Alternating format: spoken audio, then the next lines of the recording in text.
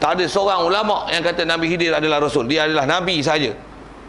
Tentu pun Nabi ada khilaf, adakah dia Nabi ataupun rajulun salih. Tentu ada khilaf. Adakah Rasul? Tidak. Yang Rasul dengan pasti hanya 25 orang tu. Takkan boleh ditambah. Takkan boleh ditambah. Luqmanul Hakim selalu duk faham apa? Nabi. Nabi. Rasul. Rasul bukan Nabi. Ada kalau belah kita masyhur Luqmanul Hakim bukan Nabi. Dia ialah rajulun salih. Ada surah Luqman, bukan Nabi Luqman. Kita masyhur sebut Luqman adalah orang salih. Tapi ada juga yang mengatakan bahawasanya dia Nabi. Yang tu ada khilaf tu. Tu ada khilaf. Begitu juga kita sebut Khidir, kita Nabi Khidir. Kalau belah-belah Timur Tengah sana dia tak kata Nabi Khidir, dia kata Khidir. Khidir adalah rajulun salih. Terbalik Khidir dengan Zulkarnain kat kita. Kita Zulkarnain tak masyhur Nabi, dia orang Zulkarnain adalah Nabi. Khidir kita masyhur Nabi, mereka adalah rajulun salih. Mereka tu belah Timur Tengah sana. Macam mana pun situ ada khilaf. Yang tu ada khilaf, diam. Khilaf. Tapi yang Rasul ni jangan buat silap.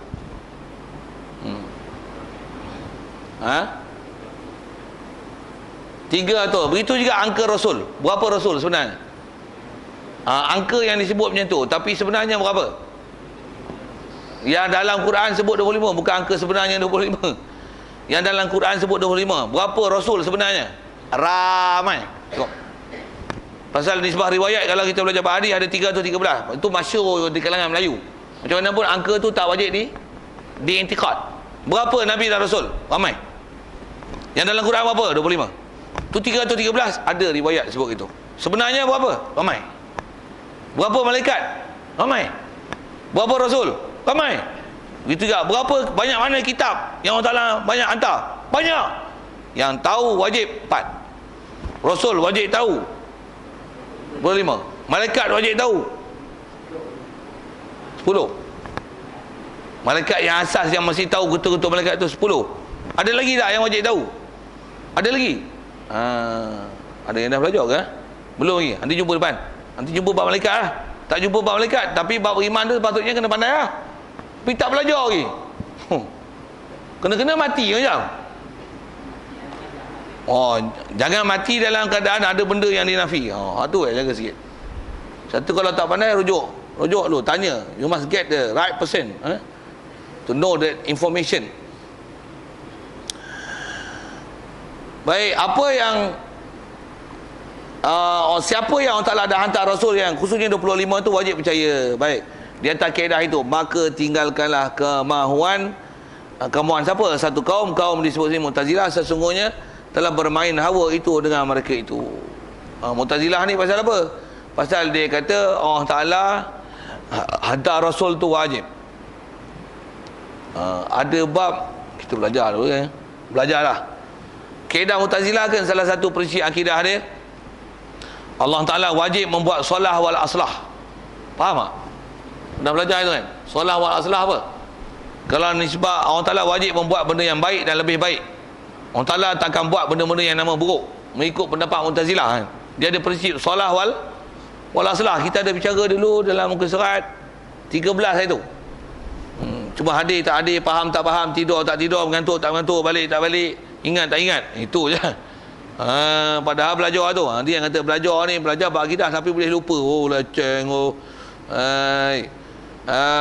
Jadi asal sebut kaum Mu'tazilah tu, mengikut kaedah mereka Allah Ta'ala wajib membuat solah wal aslah. Jadi nisbah dia kata wajib Allah Ta'ala hantar Nabi Rasul. Di atas kaedah dia macam tu, ada orang bertikai lah, tu sekarang tak ada Nabi Rasul, wajib juga beriman dengan Allah Ta'ala dan Rasul dengan akal. Jadi orang yang tak sampai seruan Rasul pun kata dia wajib juga beriman pada Allah Ta'ala. Pasal apa? Pasal ada akal. Itu antara pendapat Mu'tazilah. Jadi Mu'tazilah meletakkan sepadan kewajipan ada taklifi syarak dengan kaedah akal. Ikut kaedah Ahlussunnah wal Jamaah, kewajipan taklifi syarak adalah dengan Rasul dan dakwah Rasul. Antara dakwah Rasul tu saya sebut tadi ke kita adalah seruan Islam. Sampai penjelasan daripada orang Islam kepada orang kafir, menjelaskan apa dia Islam, mengajak mereka masuk Islam. Itu baru kena taklif, bukan dengan akal. Akal semata-mata kalau dia bukan daripada golongan Islam, tak ditaklifkan pada dia. Kalau dia mati memang nama kafir tapi nama ahli fatrah. Itu adalah pendapat Ahlussunnah wal Jamaah. Mu'tazilah kata kalau ada akal, Hang boleh fikir mana betul tak betul. Kalau orang Islam tak pergi dakwah ke hang sekalipun, tapi hang mati, hang kafir, hang masuk neraka kekal abadi selama-lamanya. Itu adalah pendapat Mu'tazilah. Sikit kalau relate dengan apa sekarang ni. Kalau zaman lah ni ada orang kata Hindu, Cina, apa Buddha, apa yang ada keliling kita ni, yang kita orang Islam tak pernah dakwah mereka, tapi mereka ada akal. Katalah ada ustaz esok bagi ceramah gitu kan, mereka ada akal, mereka takkan tak boleh tengok mana betul dan salah. Internet ada, radio ada, majalah ada, takkan tak boleh membeza mana hak dan batil. Jadi mereka tak beriman, mereka ada akal yang waras, mereka tak masuk Islam, mereka kafir, walaupun tak pernah ada orang ajak mereka masuk Islam, mereka masuk neraka kekal abadi selama-lamanya. Macam lah tu Ustaz Mu'tazilah. Dan jangan tahu tuan-tuan, dah ada lah ustaz macam tu lah ni. Cuma dia ada benda tak sebut cara terang macam saya cakap tu, tapi lebih kurang macam tu ada. Dia kata apa? Internet ada, radio ada. Jadi takkanlah seruan Islam tak sampai pada orang kafir ni. Saya sebut tu pasal ada, saya duk ngajar ni, kadang-kadang ada jugalah yang kita duk ngajar tu, ada juga ustaz-ustaz yang dengar tu kan. Bila kita cakap tu dia tak terima kita cakap tu, yang kata ahli fitrah tu. Dia lawan balik. Bila dia lawan, antara dia cakap tu, dia kata apa? Dia kata orang kafir keliling kita ni, dakwah, majalah ada, internet ada, takkan tak boleh buka, takkan tak ada akal, takkan tak boleh tahu mana hak yang betul. Ada orang kafir boleh masuk Islam, kenapa dia orang tak masuk Islam? Jadi kalau mati memang kafir, memang masuk ahli neraka. Tak betul ustaz ni cakap. Ustaz ni ambil kaedah mana ni? Padahal kita ajar tu kaedah ahli sunnah wal jemaah lah, ahli fatrah. Tapi dia memegang kaedah Mu'tazilah, ada akal. Kalau ikut bukan kaedah dia dengan akal, kaedah dia ialah sampai seruan Islam dengan sampai ajarkan Islam, penjelasan tentang Islam yang saya sebut tadi. Sepatutnya kita ajar Islam. Kita jangan kata nak ajak dia masuk Islam. Orang Islam pun kita tak ajak masuk Islam.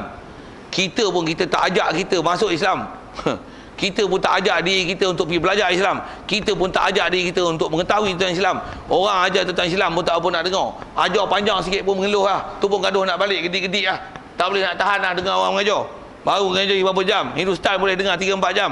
Orang mengajar cerita betul bab akidah, nak pakai dalam kubur, akhirat esok nak pakai, tu pun tak boleh nak dengar. Sikit lah cerita bab tu. Sport-sport lagi mana yang boleh.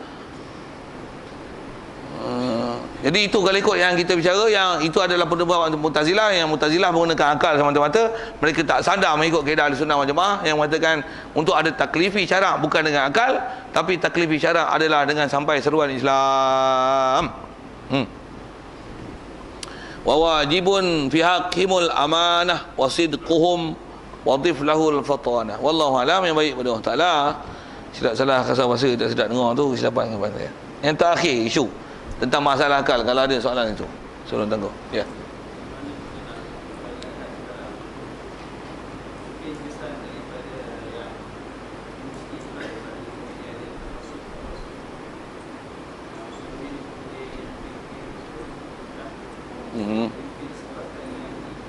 Dia belajar bab tertentu je.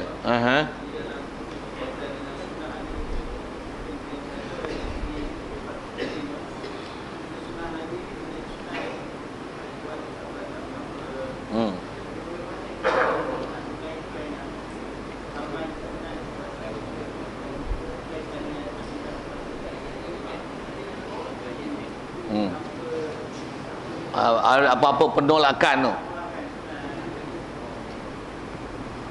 Kalau ada pahaman tu bahaya. Soalan yang ditanya ialah ada golongan-golongan moden macam kita sebut masalah serban apa tadi tu kan.